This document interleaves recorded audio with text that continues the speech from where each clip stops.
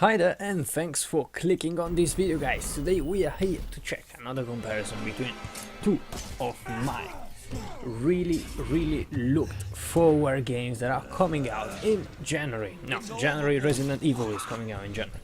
So yeah, it's basically two games that anyway I'm really looking for. And one of those is Resident Evil. The other one is always another horror, and it is Outlast 2. So we are going to compare them and to tell you which one is better over the other, which one you should get.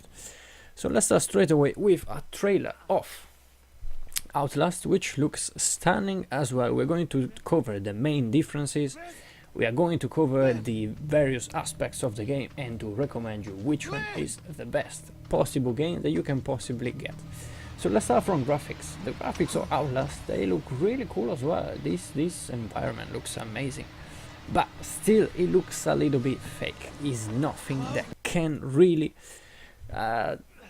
go against this super realism that has been done in Resident Evil 7. In Resident Evil 7 everything looks so damn cool, and I'm super looking forward to see. So the graphic points, in my opinion, goes to Resident Evil 7. Apart from that, let's talk about the optimization of the bugs and so on and so on. As we know, we cannot know for sure until now, but talking about the different companies that are actually making the game, we know that behind Resident Evil is Capcom, and therefore if Capcom, this big company, is behind this game, it is supposed to be a little bit more optimized than Outlast 2, or at least in theory. So this would give a point to Resident Evil 7, but we cannot be sure yet. Let's talk about variety of the gameplay. Outlast, you know that in theory, no, it's just not in theory, you cannot kill anyone. You can just take your camera, recording, escaping, hiding, and so on and so on. This is something that does not really help the variety of the game, as it really keeps you really frustrated for running around, and well, it's scary as well because you have no power inside the game. But actually, yeah, it gives a little bit less variety and more and less stuff to do inside the game itself. So this thing would give a point for Resident Evil 7, as Resident Evil 7 has actually a lot of features. In Resident Evil 7 you will have different stuff you can do. You will have the tapes, you will have collectibles, you will have the guns. You will also be able to go around, discover some guns and get the best one that can help you out to actually defeat the monsters or the kind of zombies that they did. Apart from that, well, what can you do in Resident Evil more? Well, yeah, you can get your weapons, you can find the collectibles. You can also find interesting ways to defeat the enemies, and there will be bosses as well. So there will be bosses. This is super damn amazing. In Outlast I don't think that there will be bosses, because actually there is nothing that you can actually defeat, right? So there is no boss if you cannot defeat an enemy.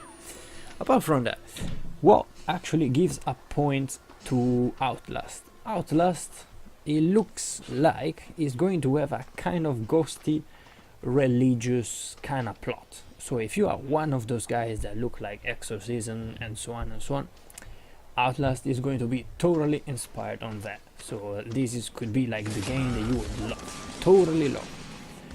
And this would give a point to Outlast. Apart from that, would also give a point to Outlast the fact that as you cannot aim and shoot, basically you have less responsibilities, we can say. So the fact is that in Resident Evil, the fact that it will be very difficult, as the developers announced, and the fact that actually killing the enemies depends on you. So if you miss shooting, if you actually miss wasting a bullet, is up on you. So you get even more frustrated because you have to stop a certain enemy, and you have more, how can you say, you have more pressure on you. While on Outlast, the pressure is finding a good place to hide. In Resident Evil you have more options, so is really more pressuring. So in case you don't want too much pressure, Outlast will be the one. Instead, if you like challenges and you actually are looking forward to a game where you actually can react, oh my god, then Resident Evil 7 is totally for you. Well guys, I hope this is my result for the comparison. Basically I would suggest you to go for Resident Evil 7 as it looks super cool as hell.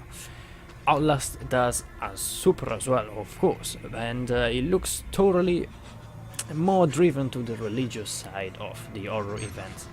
And apart from that, and with this cross full of humans, I hope that I'm telling you that I hope that you agree with me in the result of this comparison. In case you do or you don't, let me know what in the comments below.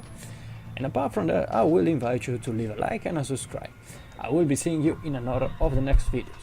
And in today's videos I would also like to thank Luca and to thank our friend Bojan again that just won a giveaway. And who else? I'm just missing Bruno. So thanks a lot for following those videos, and I will be seeing you in the next one. So have a nice evening ahead, and of course I will be seeing you later. Cheers.